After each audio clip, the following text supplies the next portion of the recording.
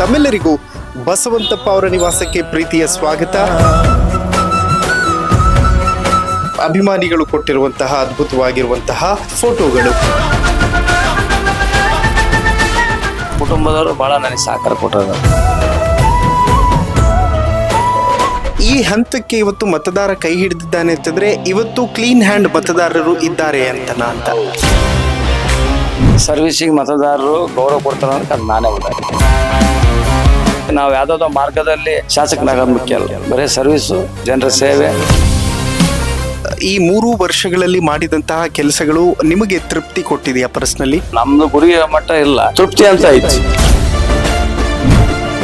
ನನಗೆ ಬಹಳ ಆಶ್ಚರ್ಯ ಆಯ್ತು, ಬಾಡಿಗೆ ಮನೆಯಲ್ಲಿ ಇದ್ದೀರಂತಲ್ಲ, ಯಾಕ್ರಿ ಸರ್? ನಮ್ದು ಎಲ್ಲ ಕಷ್ಟ, ನಮ್ದು ಬಡತನ. ಅನೇಕ ಸಾರಿ ಬಾರ್ನಲ್ಲಿ ಕೆಲಸ ಮಾಡಿದ್ವಿ, ಹೌಸ್ ಕೀಪಿಂಗ್ ಕೆಲಸಕ್ಕೆ ಕಾಂಟ್ರಾಕ್ಟ್ ಮಾಡಿಸಿದ್ವಿ. ತಂದೆ ಇನ್ಫ್ಯಾಕ್ಟ್ ಹಾಸ್ಪಿಟಲ್ ಅಲ್ಲಿ ಪೌರ ಕಾರ್ಮಿಕರಾಗಿ ಕಸ ಹೊಡೆಯೋ ಕೆಲಸ ಮಾಡ್ತಾ ಇದ್ರು ಅಂತ. ಅಣ್ಣರು ತೀರ್ಕೊಂಡ್ರು, ನೋಡಿದ್ರೆ ತೀರ್ಕೊಂಡ್ರು. ಇದು ಆರ್ಟ್ ಪ್ರಾಬ್ಲಮ್ ಆಗಿದೆ, ನಮ್ದು ಸ್ವಲ್ಪ ಆರ್ಟಿನ ಸಮಸ್ಯೆ ಆಗಿ ಅವ್ರು ತೀರ್ಕೊಂಡ್ರು. ಕಷ್ಟಗಳನ್ನು ಹಂಚಿಕೊಳ್ಳುವಾಗ ಯಾವತ್ತಾದ್ರೂ ಹತ್ತಿದೆಯಾ ಸರ್? ಆ ದಿನಗಳು ನೆನ್ಸಿದ್ರೆ ಕಷ್ಟ ಆಗತ್ತೆ. ಈಗ ನಮ್ಮ ನೋವನ್ನು ನಾವು ಬಹಳ ಇದರಲ್ಲೇ ನಾವು ಅನುಭವಿಸಿದೆ. ಈ ಕಾರ್ಯಕ್ರಮದ ಪ್ರಾಯೋಜಕರು ವಿನಯ್ ಕುಮಾರ್ ತರೀಕೆರೆ, ಮಹಾಪ್ರಧಾನ ಕಾರ್ಯದರ್ಶಿ, ಬೆಂಗಳೂರು ಕೇಂದ್ರ ಲೋಕಸಭಾ ಕ್ಷೇತ್ರ, ಯುವ ಜನತಾ ದಳ. ವೀಕ್ಷಕರೇ ನಮಸ್ಕಾರ, ನೀವು ನೋಡ್ತಾ ಇದ್ದೀರಾ ಹೆಲೋ ಹಿಂದೂ. ನಾನು ಸೈಯದ್ ಹಿದಾಯತ್. ಪ್ರತಿಯೊಂದು ಕ್ಷೇತ್ರದ ಪ್ರತಿಯೊಬ್ಬ ಶಾಸಕರ ಹೋಮ್ ಟೂರ್ ಅನ್ನ ಮಾಡುವಂತಹ ಪ್ರಯತ್ನ. ಇವತ್ತು ಮಾಯಾಕೊಂಡ ವಿಧಾನಸಭಾ ಕ್ಷೇತ್ರದ ಶಾಸಕ ಬಸವಂತಪ್ಪ ಅವರ ಮನೆಗೆ ನಾನು ಬಂದಿದ್ದೀನಿ. ನನ್ನ ಹಿಂದೆ ಕಾಣಿಸ್ತಾ ಇರೋದು ಬಸವಂತಪ್ಪ ಅವರ ಮನೆ. ತಮ್ಮೆಲ್ಲರಿಗೂ ಬಸವಂತಪ್ಪ ಅವರ ನಿವಾಸಕ್ಕೆ ಪ್ರೀತಿಯ ಸ್ವಾಗತ. ಸೊ ಇದು KS ಬಸವಂತಪ್ಪ, ಮಾಯಾಕೊಂಡ ವಿಧಾನಸಭಾ ಕ್ಷೇತ್ರದ ಶಾಸಕರ ನಿವಾಸ, ಪಾರ್ವತಿ ನಿಲಯ. ಆಕ್ಚುಲಿ ನಿಮ್ಮೆಲ್ರಿಗೂ ಕೂಡ ಬಹಳ ಆಶ್ಚರ್ಯ ಆಗುತ್ತೆ, ಯಾಕೆ ಅಂತಂದ್ರೆ ಇದು ಶಾಸಕರ ಸ್ವಂತ ಮನೆ ಅಲ್ಲ, ಬಾಡಿಗೆ ಮನೆಯಲ್ಲಿ ವಾಸ ಮಾಡ್ತಿದ್ದಾರೆ ಅಂತ. ನನಗೆ ಬಹಳ ಆಶ್ಚರ್ಯ ಆಯ್ತು ಬಾಡಿಗೆ ಮನೆ ಅಂದಿದ ತಕ್ಷಣ. ಸೊ ಇವತ್ತು ಮಾಯಾಕೊಂಡ ಶಾಸಕರನ್ನ ಸಂದರ್ಶನ ಮಾಡುವಂತಹ ಸಂದರ್ಭ. ಮನೆಯ ಒಳಗಡೆ ಎಂಟರ್ ಆದ ತಕ್ಷಣ ನೀವು ನೋಡಬಹುದು ಗುರು ಗೌರವ ಸಮರ್ಪಣಾ ಕಾರ್ಯಕ್ರಮದ ಒಂದು ನೆನಪಿನ ಕಾಣಿಕೆ, ಅದರ ಜೊತೆಗೆ ಅಭಿಮಾನಿಗಳು ಕೊಟ್ಟಿರುವಂತಹ ಅದ್ಭುತವಾಗಿರುವಂತಹ ಫೋಟೋಗಳು.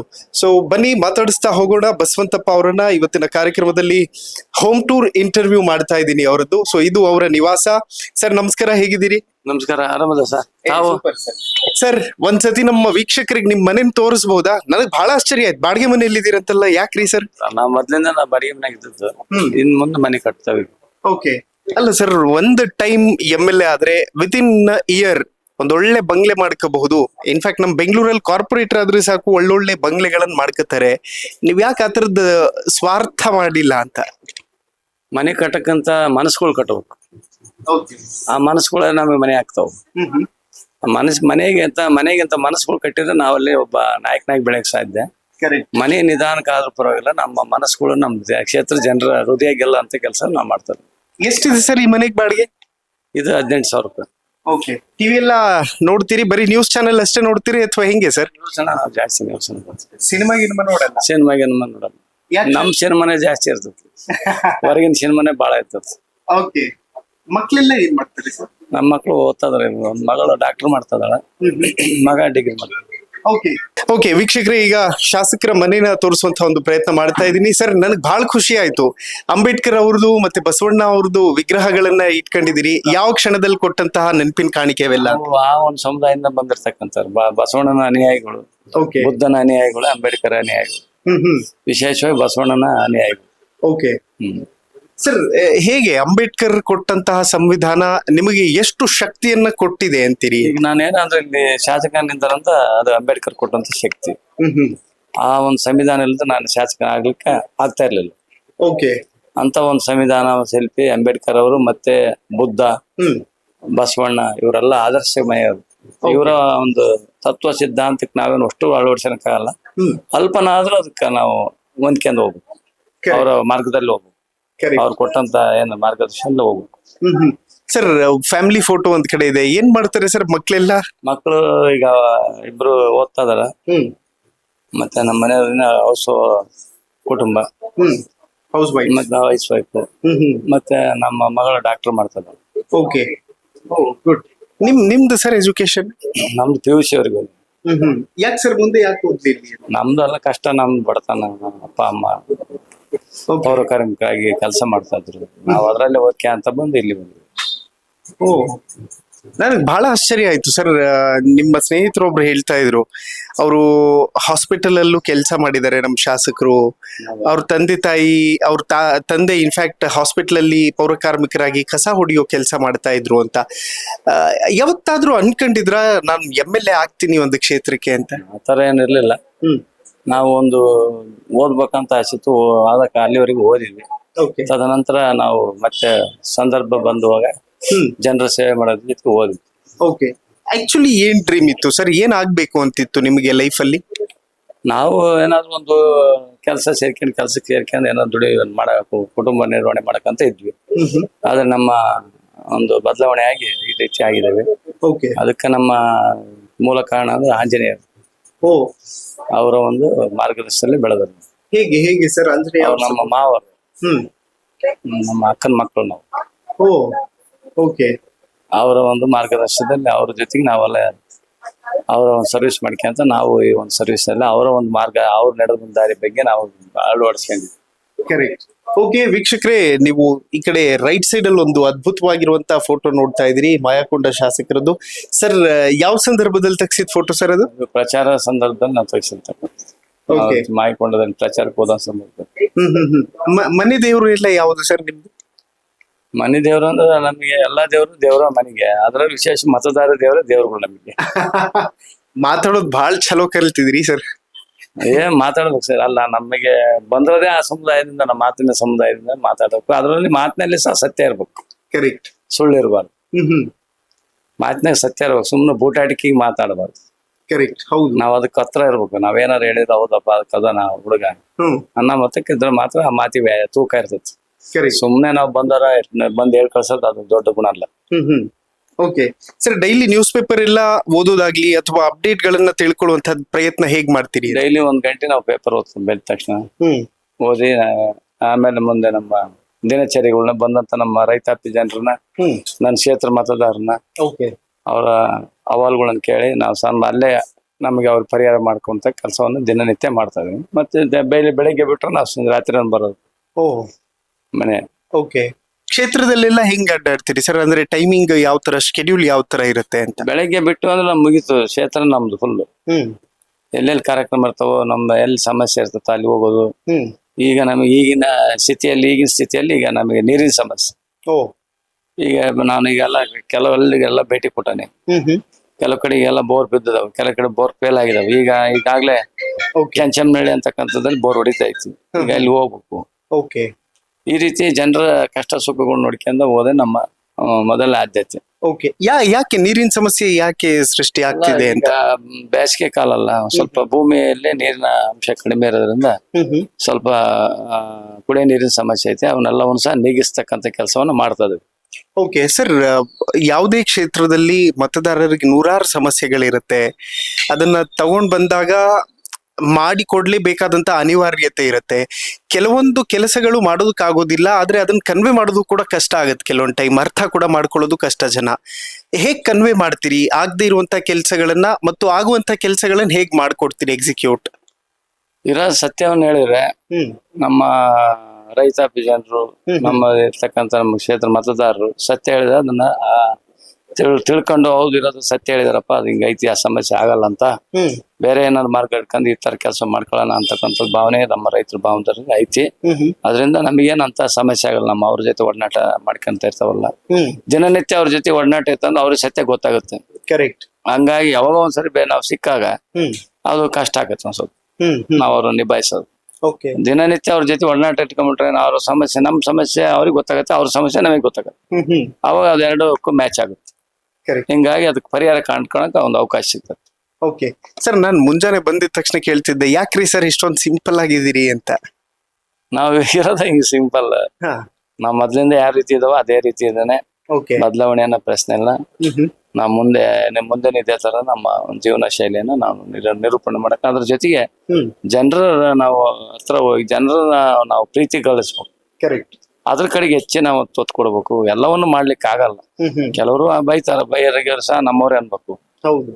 ಬೈದವರು ನಮ್ಮರೆ, ಬೈಲ್ದಾರ ನಮ್ಮರೆ, ಎಲ್ಲರೂ ನಮ್ಮರು. ಅವ್ರು ಏನಾರು ಬೈದಿದ್ರ ನಾ ತಿದ್ಕೆ ನಡಿತಕ್ಕ ಅನುಕೂಲ ಆಕತಿ. ಕರೆಕ್ಟ್. ಎಲ್ಲರೂ ಬರೀ ಹೊಗಳರಿದ್ರ ಆಗಲ್ಲ, ಬೈಯರು ಇರ್ಬೇಕು. ಓಕೆ. ಬಟ್ ಟೀಕೆಗಳನ್ನ ಬೇರೆ ರೀತಿಯಲ್ಲೇ ತಗೊಳ್ಳೋರು ಜಾಸ್ತಿ ಸರ್ ಶಾಸಕರು. ಯಾವ ಅದ್ರ ಕಡೆಗೆ ಹೆಚ್ಚಿನ ಗಮನ ಕೊಡ್ಬಾರ್ದು ನಾವು ಟೀಕೆಗಳಿಗೆ. ಅದ್ರ ಕಡೆ ನಮ್ದು ಏನೈತೆ ನಮ್ ಗುರಿ ನೋಡ್ಬೇಕು ಅಷ್ಟೇ. ಓಕೆ. ಜನರ ಕಷ್ಟ ಸುಖ, ಅವ್ರಿಗೆ ಏನಾದ್ರು ಬಹಳ ಸಣ್ಣ ಪುಟ್ಟ ಬರ್ತಾರ, ಅವ್ರನ್ನ ದೊಡ್ಡವ್ ಬರಲ್ಲ. ಯಾವ್ದೋ ಒಂದು ಹಾಸ್ಪಿಟಲ್ ಅಲ್ಲಿ ಸಮಸ್ಯೆ ಇರ್ತೈತಿ, ಅದನ್ನ ಹೋಗಿ ಕ್ಲಿಯರ್ ಮಾಡಿಕೊಟ್ರೆ ಅವ್ರಿಗೆ ಎಷ್ಟೋ ಒಂದು ಇದಾಕತಿ. ಒಂದು ತಹಸೀಲ್ದಾರ್ ಹತ್ರ ಒಂದ್ ಕೆಲ್ಸ ಇರ್ತಾವ, DC ಹತ್ರ ಒಂದ್ ಕೆಲ್ಸ ಇರ್ತೈತಿ, AC ಅವ್ರ ಹತ್ರ ಇರ್ತೈತಿ, ಕೃಷಿ ಇಲಾಖೆಗೆ ಇರ್ತಾವ. ಅವ್ರು ಇಷ್ಟೇ ಸಣ್ಣ ಪುಟ್ಟ ಸಮಸ್ಯೆ ಬಂದಿರ್ತಾರ. ಅವ್ರೇನು ನಮ್ಮನೆ ದೊಡ್ಡ ಏನೋ ಆಸ್ತಿ ಕೊಡ್ಸ್ರಿ ಅಂತ ಏನಾರ ನಮ್ಮ ಮತದಾರರು ಬಂದಿರಲ್ಲ. ಸಣ್ಣ ಪುಟ್ಟವಕ್ಕ ನಾವು ಸ್ಪಂದಿಸಿದ್ರೆ ಅವ್ರು ನಮ್ಮನ್ನ ಪ್ರೀತಿಯಿಂದ ಕಾಣ್ತಾರ. ಅಂದ್ರೆ ಸರ್ಕಾರದ ಯೋಜನೆಗಳು ಯಾವ ಬರ್ತಾವ ನಾವು ಅದನ್ನ ಸರಿಯಾದ ರೀತಿಯಲ್ಲಿ ಅವ್ರಿಗೆ ಫಲಾನುಭವಿಗಳು ಕೊಡುವಂತ ವ್ಯವಸ್ಥೆ ಮಾಡ್ತೀವಿ. ಯಾಕೆ ರಾಜಕೀಯ ಯಾಕೆ ಬರ್ಬೇಕು ಅಂತ ಅನ್ನಿಸ್ತು ಈ ಕ್ಷೇತ್ರಕ್ಕೆ? ಪರ್ಟಿಕ್ಯುಲರ್ಲಿ ಯಾವ್ದಾದ್ರು ಪರ್ಟಿಕ್ಯುಲರ್ ಘಟನೆ ನಿಮ್ಮನ್ನ ಡಿಸ್ಟರ್ಬ್ ಮಾಡಿದ್ಯಾ ಲೈಫ್ ಅಲ್ಲಿ, ಹೇಗೆ ಅಂತ? ನಾವು ಏನಾದ್ರು ಒಂದು ಸರ್ವಿಸ್ ಮಾಡಿದ್ರೆ, ನಮಗೆ ಒಂದು ಬಂದವರು ಸೇವೆ ಮಾಡಿದ್ರೆ ನಮಗೆ ಒಂದು ಒಳ್ಳೇದ ಒಂದು ಹೆಸರು ಬರುತ್ತಲ್ಲ. ಮತ್ತೆ ಕೆಲವು ಸಮುದಾಯದಿಂದ ಬಂದಿರ್ತಕ್ಕಂಥ ನಾವು ಆ ಸಮುದಾಯದ ಹಿತವನ್ನ ಕಾಪಾಡಕ್ಕಾದ್ರೆ ಈ ಒಂದು ರಾಜಕಾರಣದಲ್ಲಿ ನಾವು ಏನಾದ್ರು ಒಂದು ಅಧಿಕಾರ ಪಡೆದ್ರೆ ಆ ಸಮುದಾಯಗಳು ನ್ಯಾಯ ಕೊಡ್ಬೋದು. ಯಾರು ಧ್ವನಿ ಇಲ್ಲದಂತ ಸಮುದಾಯ ಇರ್ತಾವ ಎಲ್ಲಾ ಸಮುದಾಯದಲ್ಲ ಧ್ವನಿ ಇಲ್ದಾರೆ. ಹೌದು, ಎಲ್ಲಾ ಸಮುದಾಯದಲ್ಲೇ ಧ್ವನಿ ಇಲ್ದಾರ. ಅವ್ರಿಗೆ ನಾವು ಧ್ವನಿ ಕೊಡ್ತಕ್ಕಂಥದಕ್ಕೆ ಅವ್ರನ್ನ ಏನಾದ್ರು ಆರ್ಥಿಕವಾಗಿ ಅಥವಾ ಅವ್ರಿಗೆ ಯಾವ್ದೋ ಒಂದು ಸಣ್ಣ ಪುಟ್ಟ ಸಹಕಾರ ಮಾಡಿದ್ರೆ ನಮ್ಮನ್ನ ನೆನೆಸ್ತಾರಲ್ಲ ಅಂತಕ್ಕಂಥ ಭಾವನೆ ಉಂಟು. Correct sir. ನನಗೆ ಬಹಳ ಆಶ್ಚರ್ಯ ಆಗಿದ್ದು ಅಂತಂದ್ರೆ, ಒಬ್ಬ ಪೌರ ಕಾರ್ಮಿಕನ ಮಗ, ನೀವು ಕೂಡ ಇನ್ಫ್ಯಾಕ್ಟ್ ಹಾಸ್ಪಿಟಲ್ ಅಲ್ಲಿ ಸಣ್ಣ ಪುಟ್ಟ ಕೆಲಸ ಮಾಡಿಕೊಂಡು ಪಾಪ ಬದುಕನ್ನ ಆರಂಭ ಮಾಡಿದಂಥವ್ರು, ಈ ಹಂತಕ್ಕೆ ಇವತ್ತು ಮತದಾರ ಕೈ ಹಿಡಿದಿದ್ದಾನೆ ಅಂತಂದ್ರೆ ಇವತ್ತು ಕ್ಲೀನ್ ಹ್ಯಾಂಡ್ ಮತದಾರರು ಇದ್ದಾರೆ ಅಂತನಾ ಅಂತ. ನಾವು ನೋಡ್ರಿ ಸರ್ವಿಸಿಗೆ ಮತದಾರರು ಗೌರವ ಕೊಡ್ತಾರ ಅನ್ನೋಕೆ ಅದು ನಾನೇ ಉದಾಹರಣೆ. ಓಕೆ. ನಾನು ಏನ್ ಸರ್ವಿಸ್ ಕೊಟ್ಟಿಲ್ಲ, ಆ ಸರ್ವಿಸಿಗೆ ನನ್ನ ಮತದಾರ ಇವತ್ತು ಶಾಸಕನಾಗಿ ಮಾಡಿದ್ರು. ಕರೆಕ್ಟ್. ಕೆಲವ್ರು ಅಂತಂದ್ರೆ ಸರ್ವಿಸ್ ಮಾಡಿದ್ರೆ ಏನ್ ಅಲ್ಲೇ ಆಗ್ತಾರಪ್ಪ, ಓಟ್ ಹಾಕಲ್ಲ, ಸುಮ್ನೆ ಯಾಕೆ ಮಾಡ್ತಾರೆ. ಹೌದು. ನಾವು ಆತರ ಇಲ್ಲ. ಆ ಜನರ ಭಾವನೆ ನಮಗೆ ಅರ್ಥ ಆಕತ್ತು.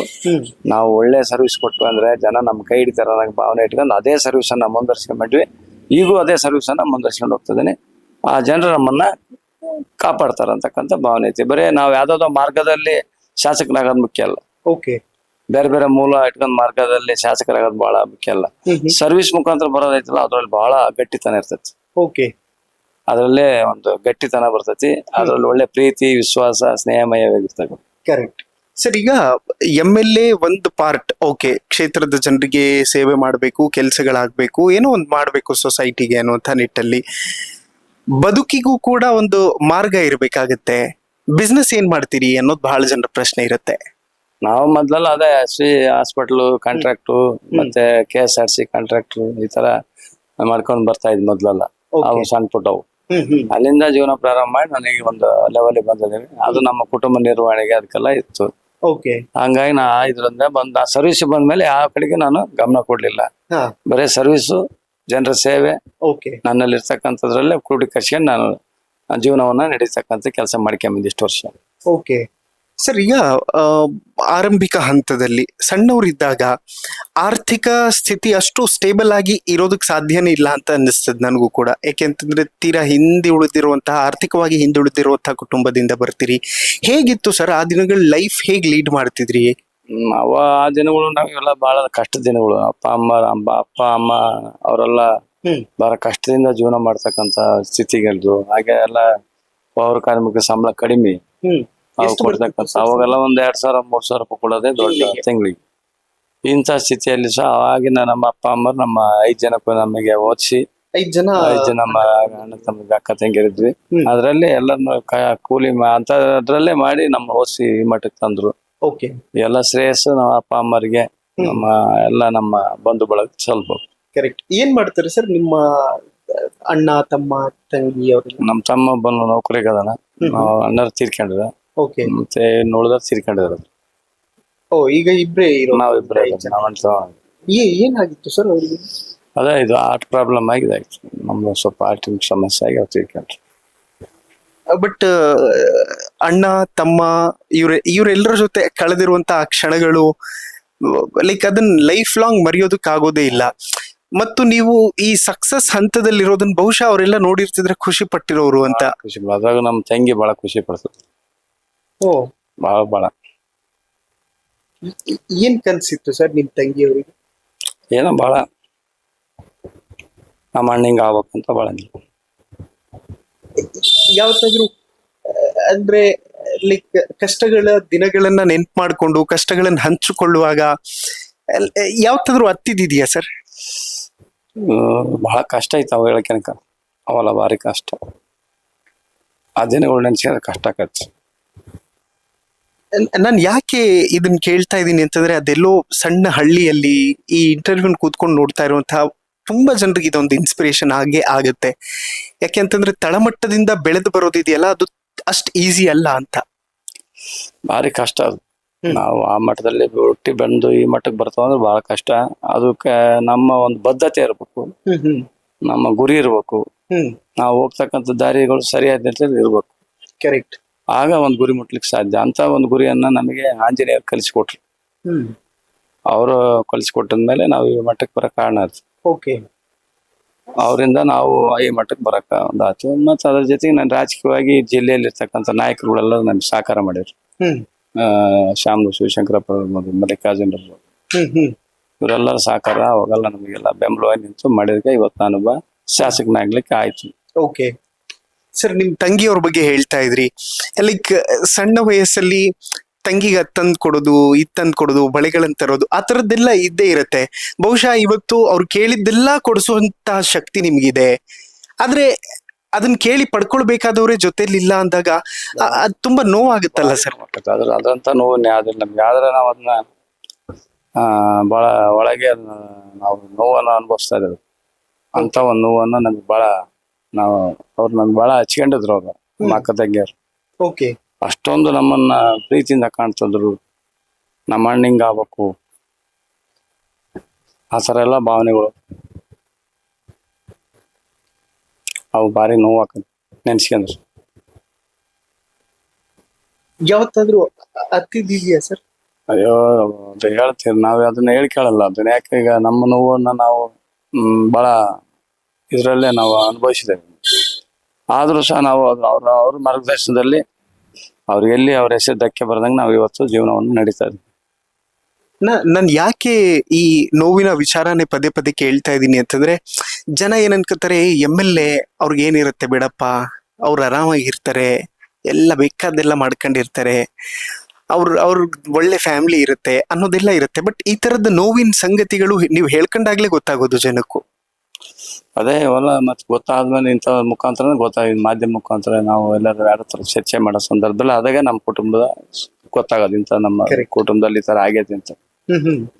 ಆ ರೀತಿ ತಂದೆ ತಾಯಿ ಅವ್ರು ಬಹಳ ದೊಡ್ಡ ಕನ್ಸನ್ ಡೆಫಿನೆಟ್ಲಿ ಇಟ್ಕೊಂಡಿರ್ತಾರೆ ಸರ್. ಏನ್ ಆಗ್ಬೇಕು ತನ್ನ ಮಗ ಅನ್ನುವಂತ ಕನ್ಸಿತ್ತು ತಂದೆ ತಾಯಿಗೆ? ಅವನು ಚೆನ್ನಾಗಿ ಓದಿಸ್ಬೇಕು, ಏನಾದ್ರು ಒಂದ್ ಕೆಲಸ ಕೊಡಿಸ್ಬೇಕು ಅಂತಕ್ಕಂಥದ್ದು ಬಹಳ ಇತ್ತು ನಮ್ಮ ಅಪ್ಪ ಅಮ್ಮಗ. ಓದಿಸ್ಬೇಕು, ಏನಾದ್ರು ಕೆಲಸ ಮಾಡ್ಲಿ ನಮ್ಮ ಮಕ್ಕಳು ಅಂತಕ್ಕಂಥದ್ದು ಗುರಿ ಇಟ್ಕೊಂಡು ನಮ್ಮನ್ನ ಆ ಕಡೆ ದೃಷ್ಟಿಯಿಂದ ನೋಡಿ ನಮ್ಮನ್ಗೆ ಓದ್ಸ ಪ್ರಾರಂಭ ಮಾಡಿದ್ರು. ಅದರಲ್ಲಿ ಸ್ವಲ್ಪ ಹಣದ ಒಂದು ಕೊರತೆಯಿಂದ ಸ್ವಲ್ಪ ಓದೋದ್ರಲ್ಲಿ ನಾವು ಕುಂಠಿತ ಮಾಡ್ಕೊಂಡ್ವಿ. ಹಿಂಗಾಗಿ ನಾವು ಈ ಒಂದು ಬಾರ ಇದ್ದ ಸರ್ವಿಸ್ ಮಾಡಿದ ಕಡೆಗೆ ಹೋಗಿ ನಾವು ಕಾಂಗ್ರೆಸ್ ಪಕ್ಷದಲ್ಲಿ ಪೋಸ್ಟರ್ ಹಚ್ಕೊಂತ ನಮ್ ಕೆಲ್ಸನೇ ಪೋಸ್ಟರ್ ಬಂಡಿಕ್ಸ್ ಕಟ್ಟೋದ ನಮ್ದು ಕಾಯಕ. ಎಷ್ಟು ವರ್ಷದಿಂದ ಅದೆಲ್ಲ ಬಹಳ ಈಗ 20 ವರ್ಷದಿಂದ 15-20 ವರ್ಷದಿಂದ ನಾವು ಅದೇ ಕೆಲಸ ಪೋಸ್ಟರ್ ಹಚ್ಚೆ ನಮ್ ಕೈಯೆಲ್ಲ ಸೌದಿಗೆ ಅಂತ ಒಂದು ಕಾರ್ಯಕ್ರಮ, ಕಾಂಗ್ರೆಸ್ಸಿನ ಕಾರ್ಯಕ್ರಮ ಏನೇ ಇದ್ರು ಅದಕ್ಕೂ ನಾವು ಹೋರಾಟ ಮಾಡ್ತಿದ್ವಿ. ನಗರಸಭೆ ಇರ್ಬೋದು, ನಗರ ಪಾಲಿಕೆ ಇರ್ಬೋದು, ಜಿಲ್ಲಾ ಪಂಚಾಯತಿ ಇರ್ಬೋದು, ಗ್ರಾಮ ಪಂಚಾಯತ್, ಈ ತರ ಎಲ್ಲವನ್ನು ಸಹ ನಮ್ ಕಾಂಗ್ರೆಸ್ ಪಕ್ಷದ ಪರವಾಗಿ ಹೋರಾಟ ಮಾಡಿ ಈ ಮಟ್ಟಕ್ಕೆ ನಾವು ಬರ್ಲಿಕ್ಕೆ ಸಾಧ್ಯ ಆಯ್ತು.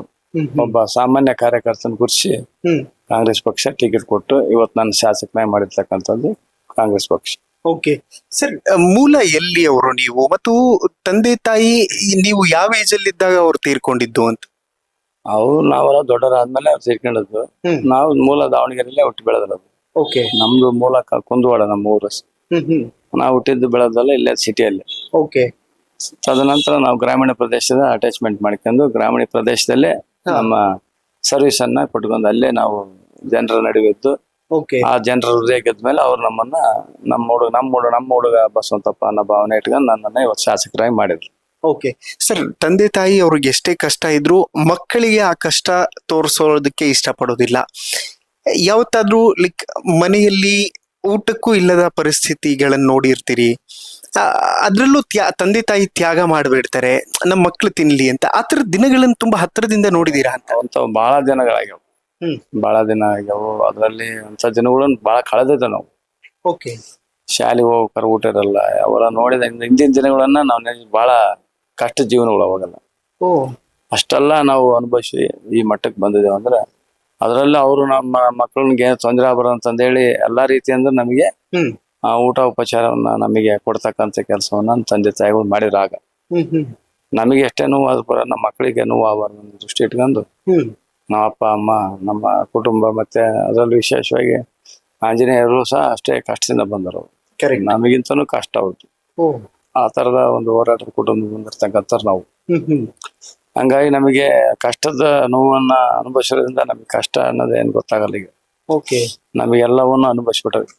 ಕರೆಕ್ಟ್, ಅದೇ ದಾರಿಯಲ್ಲಿ ಇರ್ಬೇಕು ಅನ್ನೋದು ನಮ್ ಗುಣ. ಓ ಸರ್, ಕಷ್ಟ ಇದ್ದಾಗ ನಮ್ಮನ್ನ ಮಾತಾಡಿಸೋರ ಸಂಖ್ಯೆ ಬಹಳ ಕಡಿಮೆ ಇರುತ್ತೆ.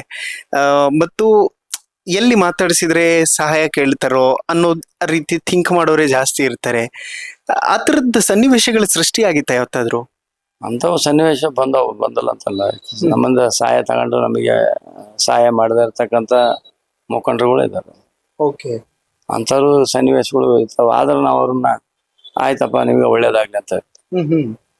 ಈಗ ನಾವು ಸಹಾಯ ಮಾಡಿರ್ತೇವಿ, ಅವ್ರು ನಮಗೆ ಯಾವ್ದೋ ಒಂದು ಕಷ್ಟದಲ್ಲಿ ನಮಗೆ ಕೃತಜ್ಞತೆ ಸಲ್ಲಿಸಲ್ಲ. ಕರೆಕ್ಟ್, ಅವ್ರಿಗೆ ನಾವ್ ಯಾವ್ದೋ ರೂಪದಲ್ಲಿ ಸಹಾಯ ಮಾಡಿರ್ತೇವಿ, ಏನೋ ಒಂದು ಸಮಸ್ಯೆ ಇರ್ತೈತೆ ಬಗೆಹರಿಸಿರ್ತೇವಿ, ಅವ್ರು ಉತ್ತಮ ಆಗಿರ್ತಾರ. ಓಕೆ, ನಮಗೆ ಯಾವ್ದೋ ಒಂದು ಸಂದರ್ಭದಲ್ಲಿ ನಮಗೇನೋ ಒಂದು ಅವಕಾಶ ಇರ್ತೈತಿ, ನಮ್ಗೆ ಕಷ್ಟ ಇರ್ತೈತಿ, ಆ ಸಂದರ್ಭದಲ್ಲಿ ಅವ್ರ ಕೈ ಹಿಡಿಯಲ್ಲ. ಅಂತಾರು ಜನ ಉಪಯೋಗಿಸಿದ್ರು ಅದಾರ.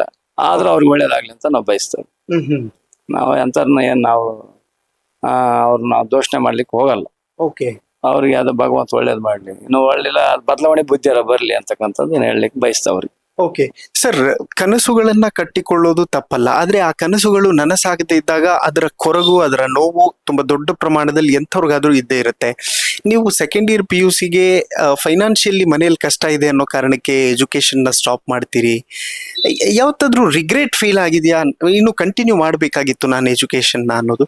ಅದು ಆಗಿನ ಸಂದರ್ಭದಲ್ಲಿ ನಮಗೆಲ್ಲ ಆದ್ರೆ ನಮಗೆ ಆ ಸಂದರ್ಭ ಹಂಗಿದ್ದಿಲ್ಲ.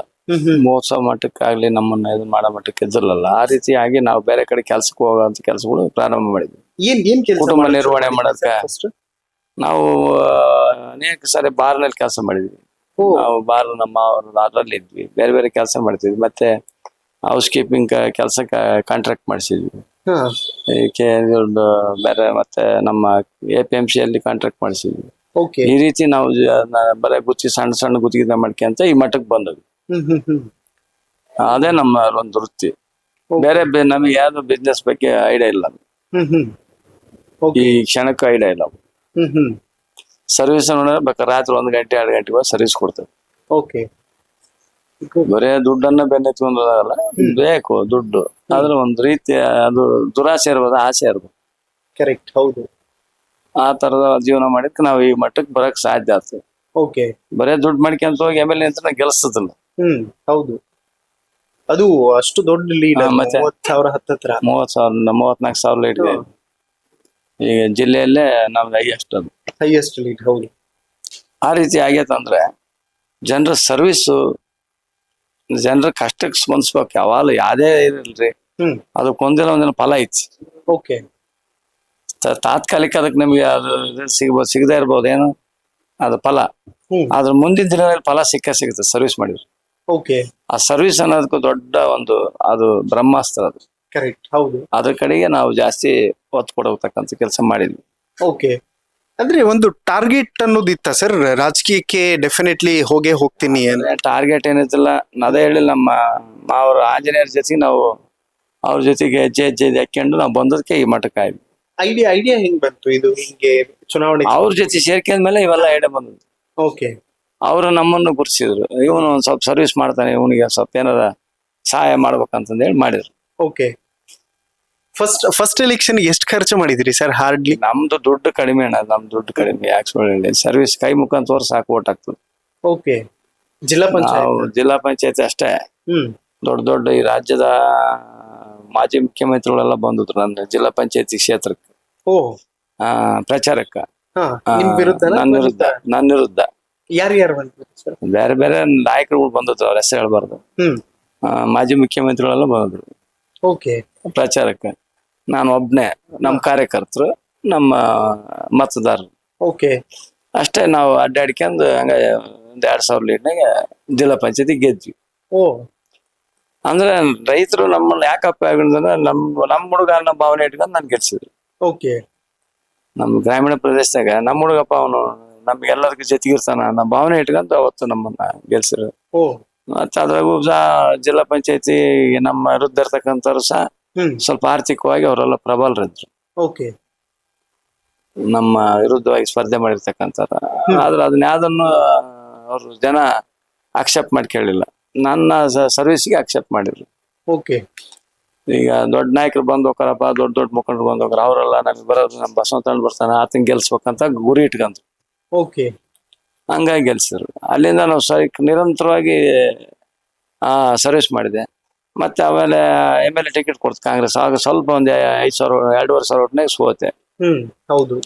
ಮತ್ತೆ ಅಲ್ಲಿಂದ ನಾನು ಸೋತ ದಿನದಿಂದಲೇ ನಾನು ಜನರಲ್ ಸರ್ವಿಸ್ಗೆ ಹೋದೆ. ಓಕೆ. ಮನೆಗೇನು ಮಕ್ಕಳಿಲ್ಲ. ಸೋತ್ ದಿನನೇ ಎದ್ದು ಹೊರಗೆ ಹೋದೆ. ಅಲ್ಲಿ ನಾನು ಸರ್ವಿಸ್ ಮಾಡ್ಕೊಂತ ಬಂದೆ.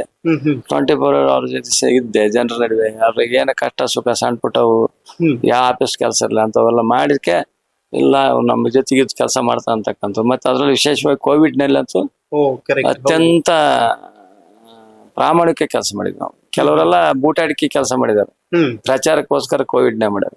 ಅದು ನಾನು ಕೋವಿಡ್ನಲ್ಲಿ ಪ್ರಚಾರಕ್ಕಲ್ಲ, ಇವತ್ತು ಎಷ್ಟೋ ಜನ ಜೀವ ಉಳಿದವಲ್ಲ ಅವರೆಲ್ಲ ನೆನೆಸ್ತಾರೆ ನನ್ನ. ಹೌದು. ಎಷ್ಟೋ ಬಾಡಿಗಳು ತಗೊಂಡು ನಾವೇ ದಪ್ಪ ಮಾಡಿರೋ ಉಂಟು. ನಾನ್ ಜಿಲ್ಲಾ ಪಂಚಾಯತಿ ಮೆಂಬರ್ ಇದ್ದೆ ಅವಾಗ. ಕೋವಿಡ್ ಬಂದ ಸಂದರ್ಭದಲ್ಲಿ ಆಗ ಏನಾತಂದ್ರೆ ಇಡೀ ಬಾಡಿಗಳನ್ನ ಯಾರಿಗೆ ಕೊಡ್ತಾ ಇಲ್ಲ ಸತ್ ಮೇಲೆ. ಹೌದು. ಅವರೇ ತಗೊಂಡೋಗಿ ಎಲ್ಲ ಒಂದ್ ಕಡೆಗೆ 10-15 ದಿನ ಹಾಕಿ ಒಂದೇ ಇದ್ರಲ್ಲಿ ಉಳಿಸ್ಬಿಡ್ತಿದ್ರು.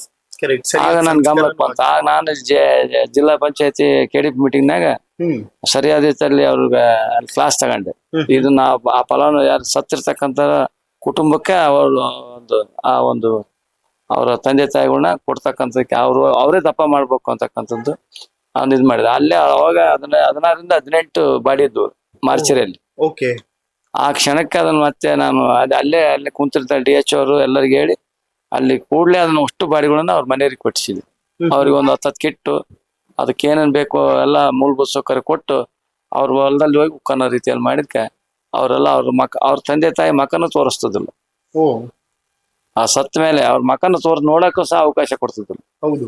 ಅಂಥದ್ರಲ್ಲಿ ನಾನು ಮತ್ತೆ ಅದನ್ನೆಲ್ಲವನ್ನು ಸಹ ವಿರೋಧ ಮಾಡಿದ್ಮೇಲೆ ಸೀದಾ ತಗೊಂಡೋಗಿ ಅವ್ರ ತಮ್ಮ ತಂದೆ ತಾಯಿ ಕುಟುಂಬದ ಸದಸ್ಯರನ್ನ ಅಂತ್ಯಕ್ರಿಯೆ ಮಾಡಕ ಅವಕಾಶ ಮಾಡಿಕೊಟ್ಟೆ. ಆಗ ಎಲ್ಲವೂ ಸಹ ಅದೇ ನಿರಂತರವಾಗಿ ನಡ್ಕೊಂಬಂತು. ಮತ್ತೆ ಎಷ್ಟೋ ಜನ ಬೆಡ್ಡಿಗೆ ಬಹಳ ಪರದಾಡ್ತದ್ರು. CG ಹಾಸ್ಪಿಟ್ಲಾಗ ಏನಾದ್ರು ಒಂದು ಬೆಡ್ ಬೇಕಾದ್ರೂ ಭಾರಿ ಕಷ್ಟ ಪಡೋಕೆ. ಆದ್ರೂ ನಾನು ಮೊದಲನೇಗ ನಾನು CG ಹಾಸ್ಪಿಟ್ಲಾಗ ಏನೋ ಬೆಡ್ ಅದಾವ ನನಗೆ ಗೊತ್ತಾಕದ್ದು, ಯಾರಿಗೂ ಗೊತ್ತಾಗದು. ಅಲ್ಲಿ ಈಗ ಸೂಪ್ರೆಂಟ್ಗೂ ಗೊತ್ತಾಕದ್ದು. ಅಷ್ಟು ನಮ್ಮ ಅದ ಲಿಂಕ್ ಇತ್ತದು. ನಾನೇ ಮೊದಲು ಅವ್ರಕಿನ್ನ ಮೊದಲು ತಗೊಂಡ ಬಾಡಿ ಹಾಕ್ಬಿಡ್ತಿದ್ ಬೆಡ್ಡಿಗೆ. ಅವ್ನ್ ಡಾಕ್ಟರ್ ಬಂದು ಏನಪ್ಪ ನಮ್ ಬೆಡ್ಡಿಗೆ ಹಾಕ್ಬಿಟ್ಟಿ ಅಂದ್ರೆ ನಮ್ದು ಕೋವಿಡ್ ನಿಂದು ಕೋವಿಡ್ ಬೇರೆ ನೋಡ್ಕೆ ಹೋಗಂತಿದ್ವಿ. ಈ ರೀತಿ ನಾವು ಸೀದಾ ಅಲ್ಲೇ 100 ಕಿಲೋಮೀಟರ್ ದೂರ ನಿಂತ್ಕೊಂಡಲ್ಲ, ಸೀದಾ ಬೆಡ್ ಹತ್ರ ಹೋಗಿ ಹಾಕಿ ಅವ್ರಿಗೆ ಆಕ್ಸಿಜನ್ ಇಟ್ಟು ಅವ್ರಿಗೆ ಏನೇನ್ ಬೇಕು ಸವಲತ್ತು ಕೊಡಿಸಿ, ಗುಳಿಗೆ ಕೊಡಿಸಿ, ಎಲ್ಲ ಮೆಡಿಸಿನ್ ಕೊಡಿಸಿ ಕೆಳಗೆ ಇಳಿದ್ ಬರ್ತಿದ್ವಿ 3ನೇ ಫ್ಲೋರ್ನಿಂದ. ಏನಪ್ಪ ಹಿಂಗ ಅಡ್ಡಾಡ್ತಿ ಅಂತ ಡಾಕ್ಟರ್ಗಳ ನಮ್ಮನ್ನ. ನಾನು ನಮ್ಮ ಓನ್ ಡಾಕ್ಟರ್ ಅಂತ ಮಾರ್ಚರಿಗಿದ್ವಿ. ಇಬ್ರು ಹೆಣಕ್ ಹೋಗಿ ಕಳಿಸ್ತಿದ್ವಿ, ಆ ಬಾಡಿಗಳನ್ನ ಹಾಕಿ ಕಳಿಸ್ತಿದ್ವಿ. ಈ ತರ ಸರ್ವಿಸ್ ಕೊಡ್ಬೇಕು. ಸುಮ್ಮನೆ ಯಾವ್ದೋ ಒಂದು ಪೇಪರ್ ಕೊಡಕ್ಕೋಸ್ಕರ ಸರ್ವಿಸ್ ಕೊಡೋದಿಲ್ಲ. ನಾವು ಕೊಟ್ಟು ನಾವು ರಸಮಂಜರಿ ಕಾರ್ಯಕ್ರಮ ಕೊಟ್ವಿ. ಎಲ್ಲಿ ಕೋವಿಡ್ ಇದ್ರ ಹೋಗಿ ಒಳಗೆ ಅವ್ರನ್ನೆಲ್ಲ ಕ್ವಾರಂಟೈನ್ ಹಾಕಿದ್ರು, ತಿಂಗ್ಳುಗಂಟ್ಲೆ ಹಾಕ್ತಿದ್ರಲ್ಲ. ಸ್ವಲ್ಪ ಅವ್ರ ಮೆಂಟಲಿ ಫ್ರೆಶ್ ಆಗಲ್ಲ ಅಂತಂದೇಳಿ ನಾವು ಅಲ್ಲಿ ಹೋಗಿ ಒಂದು ಸಂಗೀತ ಕಾರ್ಯಕ್ರಮ ಮಾಡಿಸ್ತಿದ್ವಿ. ಅಲ್ಲಿ ಸಹ ಅವ್ರಿಗೆ ಮನಸ್ಸನ್ನ ವಿರಳಗೊಳಿಸ್ತಿದ್ವಿ. ಮನಸ್ಸಿನ ಮೇಲೆ ಪರಿಣಾಮ ಬೀರಬಾರ್ದು, ಕರೆಕ್ಟ್. ಅವ್ರ ಮನಸ್ಸು ಒಂದೇ ಕಡೆ ಕೇಂದ್ರೀಕೃತ ಆಗಿರ್ತೈತಿ. ಸ್ವಲ್ಪ ಇದಾಗ್ಲಿ ಅಂತಂದೇಳಿ ಎಲ್ಲ ಕೋವಿಡ್ ಕೇಂದ್ರ ಇದಕ್ಕೆಲ್ಲ ಕ್ವಾರಂಟೈನ್ ಇಲ್ಲಿದ್ವ ಅಲ್ಲೆಲ್ಲ ಹೋಗಿ ಸಂಗೀತ ಕಾರ್ಯಕ್ರಮ ಮಾಡೋದು, ಜನರ ಸರ್ವಿಸ್ ಮಾಡೋದು, ಬಾಡಿಗಳು ಸತ್ತ ತಗೊಂಡು ನಾವು ಊದೋದು. ಕಂದಗಲ್ ಅಂತಕ್ಕಂತ ಒಂದ್ ಊರಲ್ಲಿ 120 kg ಇದ್ರು ಅವ್ರು ಮಾಸ್ಟರ್. ಅವ್ರಂತ ನಾವು ಯಾರು ಅವ್ರ ಸಂದರ್ಭ ಅವ್ರ ಮನೇಲಿ 3-4 ಜನ ಸತ್ತಿದ್ರು.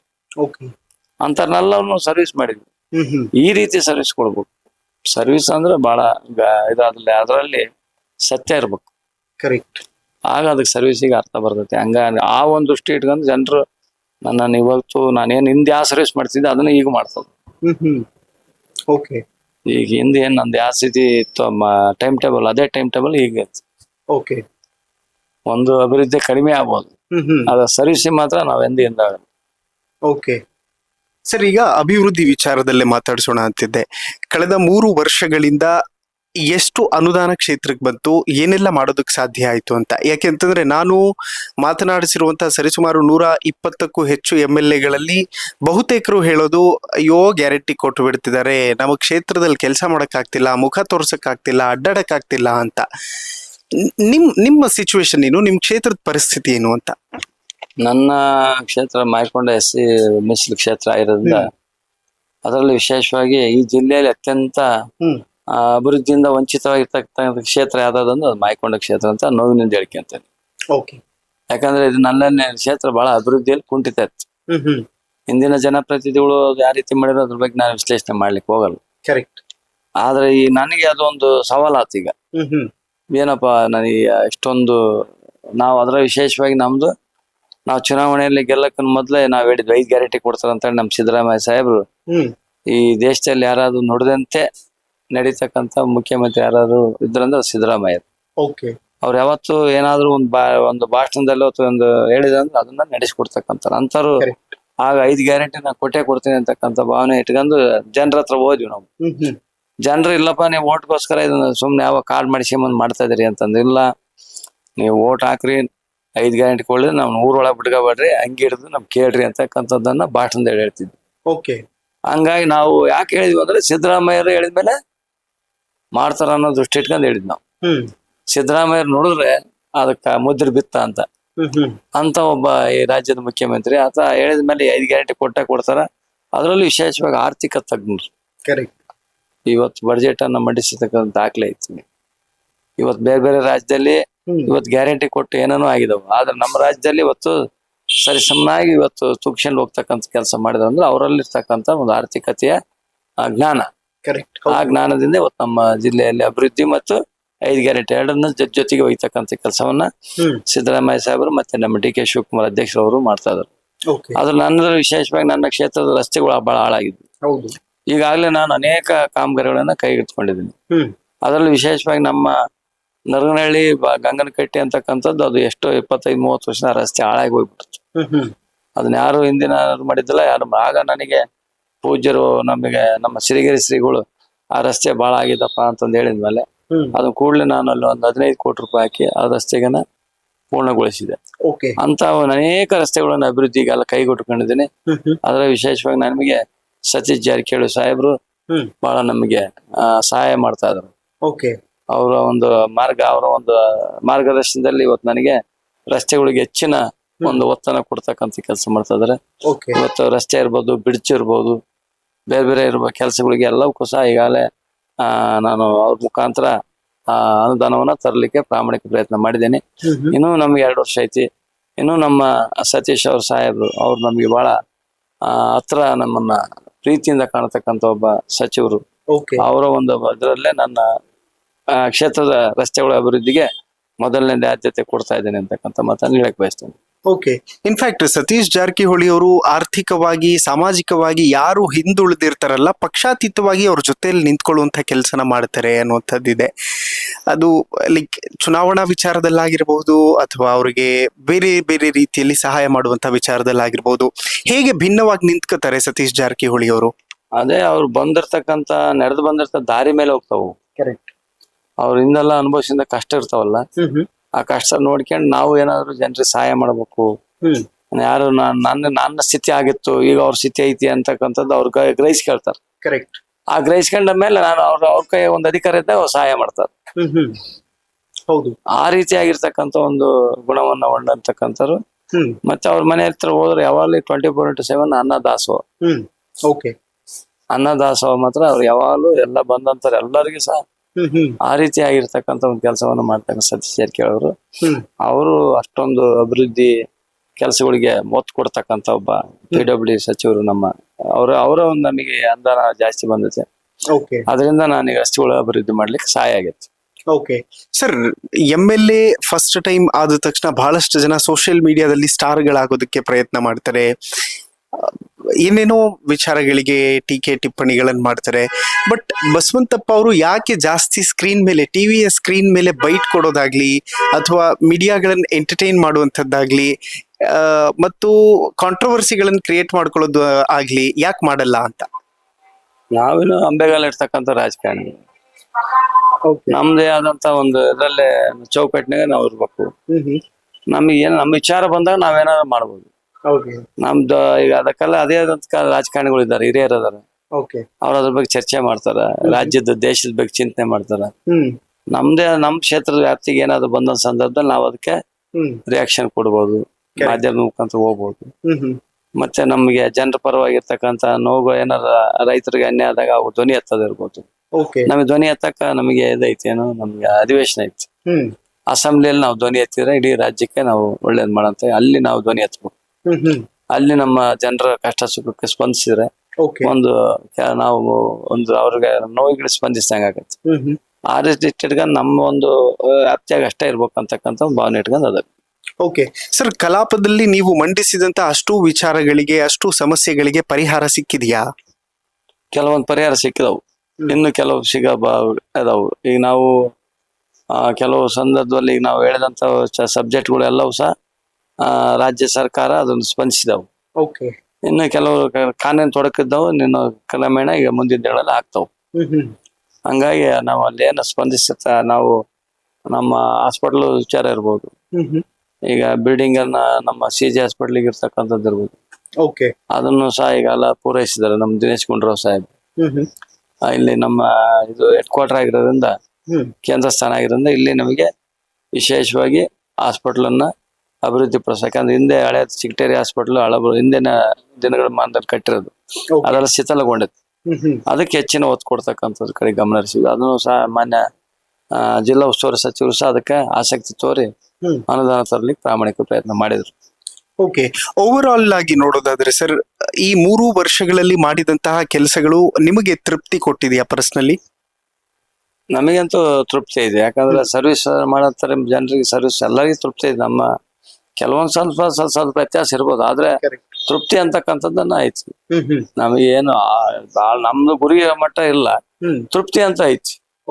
ನಮ್ಗೆ ಇಷ್ಟೊಂದು ಗ್ಯಾರಂಟಿ ಕೊಟ್ಟು ಇದ್ರ ಜೊತೆಗೆ ಅಭಿವೃದ್ಧಿನೂ ಮಾಡ್ತಾ ತೃಪ್ತಿ ಐತಿ. ಓಕೆ ಸರ್, ಹಾಸ್ಪಿಟಲ್ ನ ಮ್ಯಾಟರ್ ಬಂದಾಗ ಕಂಪೇರ್ ಟು ಅದರ್ ವಿಚಾರಗಳು, ನೀವು ಅದಕ್ಕೆ ಹೆಚ್ಚಿನ ಮಹತ್ವ ಕೊಡ್ತೀರಿ. ಹಾಸ್ಪಿಟಲ್ ನ ವಿಚಾರ, ಆರೋಗ್ಯದ ವಿಚಾರದ ಕುರಿತಾಗಿ ಅನ್ನುವಂಥದ್ದನ್ನ ನಿಮ್ ಕ್ಷೇತ್ರದಲ್ಲಿ ಒಂದಷ್ಟು ಜನ ಮಾತಾಡ್ತಾ ಇರೋದನ್ನ ಕೇಳಿಸ್ಕೊಂಡೆ. ಯಾಕೆ ಹೆಲ್ತ್ ಸೆಕ್ಟರ್ಗೆ ಅಷ್ಟೊಂದು ಫೋಕಸ್ ಕೊಡ್ತೀರಿ ಅಂತ? ಅದನ್ನ ಯಾಕೆ ಕೊಡ್ತಾವಂದ್ರೆ ಅದನ್ನ ನೋವು ಅನುಭವಿಸ್ತೀರಿ ಗೊತ್ತಾಗತ್ತೆ. ಒಬ್ಬ ರೈತರು ಒಂದು ಕಾಯಿಲೆ ಬಂದ್ರೆ ಅವ್ರು ಬಂದು ಸೀದಾ ಗೌರ್ಮೆಂಟ್ ಹಾಸ್ಪಿಟಲ್ ಬರ್ತಾರೆ. ಅಲ್ಲಿ ಮೂಲಭೂತ ಸೌಕರ್ಯ ಇರಲ್ಲ. ಅಲ್ಲಿ MRI ಸ್ಕ್ಯಾನ್ ಬೇಕು, CT ಸ್ಕ್ಯಾನ್ ಬೇಕು, ವೆಂಟಿಲೇಟರ್ಗಳು ಬೇಕು, ಎಮರ್ಜೆನ್ಸಿ ವಾರ್ಡಲ್ಲಿ ಬೇಕಾಗಿರ್ತಕ್ಕ ಮೂಲಭೂತ ಸೌಕರ್ಯ ಬೇಕು, ಮೆಡಿಸಿನ್ ಬೇಕು. ಅವು ಎಲ್ಲ ಈಗೆಲ್ಲ ಖಾಸಗಿ ಹಾಸ್ಪಿಟಲ್ ಬಹಳ ದುಬಾರಿ. ಒಬ್ಬ ರೈತ, ಒಂದು ತಾಯಿ ಬಂತಂದು ಕೂಲಿ ಮಾಡಂತ ತಾಯಿ, ಅವ್ರ ಮಗನ ಅವ್ರ ಗಂಡನಿಗೆ ಏನಾದ್ರು ಸ್ಟ್ರೋಕ್ ಆದಾಗ ಮೊದಲು ಬರೆಯೋದೇ ಅವರು CT ಸ್ಕ್ಯಾನ್ ಇಲ್ಲ MRI ಸ್ಕ್ಯಾನ್. ಅದಕ್ಕೆ ಮಿನಿಮಮ್ 8,000 ರಿಂದ 8,000 ರೂಪಾಯಿ ದುಡ್ಡು ಬೇಕು ಖಾಸಗಿಗೆ ಹೋದ್ರೆ. ಅದನ್ನ ನಮಗೆ ಹಾಸ್ಪಿಟಲ್, ಗೌರ್ಮೆಂಟ್ ಹಾಸ್ಪಿಟಲ್ ಇದ್ರೆ ಅವೆಲ್ಲವೂ ಸಹ ಅನುಕೂಲ. BPL ಕಾರ್ಡ್ ಈಗ ನಮ್ದು ಇಲ್ಲಿ MRI ಸ್ಕ್ಯಾನ್ ದಾವಣಗೆರೆಯಲ್ಲಿ ಇಲ್ಲ. ಅದನ್ನ ಸದನದಲ್ಲೇ ಚಿತ್ರದುರ್ಗ ಕೊಟ್ರೆ, ಅದನ್ನ ಸರ್ಕಾರಗಳು ಎಲ್ಲಿ ಯಾವುದನ್ನ ಹಾಕ್ಬೇಕು, ಯಾವುದನ್ನ ಮಿಷನರಿ ಎಲ್ಲಿ ಹಾಕ್ಬೇಕು ಅನ್ನೋದು ಬಹಳ ಆಲೋಚನೆ. ಎಲ್ಲಿ ನಮ್ಗೆ ಇಲ್ಲಿ ನ್ಯೂರೋ ಮೆಡಿಸಿನ್ ಐತಿ, ನ್ಯೂರೋ ಸರ್ಜರಿ ಅದ್ರ, ಹಾಸ್ಪಿಟಲ್ ಡಾಕ್ಟರ್ಸ್ ಅದಾರ, ಇಂಥ ಹತ್ರ MRI ಸ್ಕ್ಯಾನು, ಇಂಥ ಹತ್ರ ನಮ್ಗೆ CT ಸ್ಕ್ಯಾನು, ಇಂಥ ಹತ್ರ ವೆಂಟಿಲೇಟರ್, ವಿಶೇಷವಾಗಿ ವೆಂಟಿಲೇಟರ್ ಅವಶ್ಯಕತೆ ಐತಿ. ನಮ್ ಗೌರ್ಮೆಂಟ್ ಹಾಸ್ಪಿಟಲ್ ಈ ರಾಜ್ಯ ತುಂಬಾ. ನಾನು ಸರ್ಕಾರ ಸಿದ್ದರಾಮಯ್ಯ ಸಾಹೇಬ್ರಲ್ಲಿ ನಿಮ್ಮ ಮುಖಾಂತರ, ನಿಮ್ಮ ಮಾಧ್ಯಮ ಮುಖಾಂತರ ವಿನಂತಿ ಮಾಡ್ತಾನೆ, ಅದಕ್ಕೆ ನಮ್ಮ ದಿನೇಶ್ ಗುಂಡೂರಾವ್ ಸಹ ಅದಕ್ಕೆ ನಮಗೆ ಸಾಥ್ ಕೊಟ್ಟಾರ. ಓಕೆ. ವೆಂಟಿಲೇಟರ್ಗಳನ್ನ ಸಂಖ್ಯೆಗಳನ್ನ ಜಾಸ್ತಿಗೊಳಿಸ್ತಾನಂತ. ವೆಂಟಿಲೇಟರ್ ಇವತ್ತು ಒಂದು ದಿನಕ್ಕೆ 15,000 to 20,000 ರೂಪಾಯಿ ಒಂದು ದಿನಕ್ಕೆ ಖಾಸಗಿ ಹಾಸ್ಪಿಟ್ಲ್. ಹೌದು. ಬರೀ 5 ದಿನ ಇದ್ರೆ ನಾವು ಪೇಷಂಟ್ 1 ಲಕ್ಷ ರೂಪಾಯಿ ಆಗತ್ತೆ. ಅದೇ ಇಲ್ಲಿ ನಮ್ಮ CG ಹಾಸ್ಪಿಟ್ಲ್ ಇರೋದ ಒಂದು 5 ದಿನ 6 ಅದಾವ. ದಿನನಿತ್ಯ ಬರೋದು ಎಲ್ಲರೂ ಆಕ್ಸಿಡೆಂಟ್ ಆದ್ರೂ ವೆಂಟಿಲೇಟರ್ ಹೋಗ್ಬೇಕು, ಸ್ಟ್ರೋಕ್ ಆದ್ರೂ ವೆಂಟಿಲೇಟರ್ ಬರ್ಬೇಕು, ಏನ್ BP ಜಾಸ್ತಿ ಆದ್ರೂ ವೆಂಟಿಲೇಟರ್ ಹಾಕ್ತಾರ, ಶುಗರ್ ಜಾಸ್ತಿ ಆದ್ರೂ ವೆಂಟಿಲೇಟರ್ ಹಾಕ್ತಾರ. ಹೌದು, ಕರೆಕ್ಟ್. ಅದು ನಮಗೆ ಹೆಚ್ಚಿನ ಹೊರೆ ಬೀಳ್ತೈತಿ ನಮ್ಮ ರೈತರಿಗೆ. ಅದಕ್ಕೆ ನಂದು ಗುರಿ ಏನಂದ್ರೆ CG ಹಾಸ್ಪಿಟಲ್ ಮಿನಿಮಮ್ ಒಂದು 25 ವೆಂಟಿಲೇಟರ್ ಗೌರ್ಮೆಂಟ್ ಹಾಸ್ಪಿಟಲ್ ಅದೇ ಎಲ್ಲಿ ಜಿಲ್ಲಾ ಕೇಂದ್ರ ಹಾಸ್ಪಿಟಲ್. ಅದಕ್ಕೆ ಬರೀ ಆ ವೆಂಟಿಲೇಟರ್ ಜೊತೆಗೆ ಮೂಲಭೂತ ಸೌಕರ್ಯ, ಅದಕ್ಕೆ ನರ್ಸ್ಗಳು, ಡಾಕ್ಟರ್, ಸಿಬ್ಬಂದಿನ ಸಹ ಕೊಡ್ಬೇಕು. ಅವಾಗ ಅದನ್ನೊಂದು ವ್ಯವಸ್ಥಿತವಾಗಿರ್ತಕ್ಕಂಥ ಒಂದು ಯೂನಿಟ್ ಮಾಡ್ಲಿಕ್ಕೆ ಆಗತ್ತೆ. ಬರೇ ವೆಂಟಿಲೇಟರ್ ತಂದು ಇಡೋದು, ಅದಕ್ಕೆ ಸಿಬ್ಬಂದಿ ಇರಲ್ಲ. 10 ವೆಂಟಿಲೇಟರ್ ತಗೋದು ಒಬ್ಬ ಸಿಸ್ಟರ್ ಕೊಡ್ತಾರೆ, ಯಾವ ಪೇಷಂಟ್ ನೋಡ್ಕೊಂತಾರ. ಕರೆಕ್ಟ್. ಒಂದು ಪೇಷಂಟ್ ಒಂದು ಸಿಸ್ಟರ್ ಒಬ್ರಿಗೆ ಅವ್ರ ಕೆಲಸ ಮಾಡೋ ಶಕ್ತಿ ಎಷ್ಟಿರ್ತೈತಿ, 1-2 ಪೇಷಂಟ್ ನೋಡ್ಬೋದು.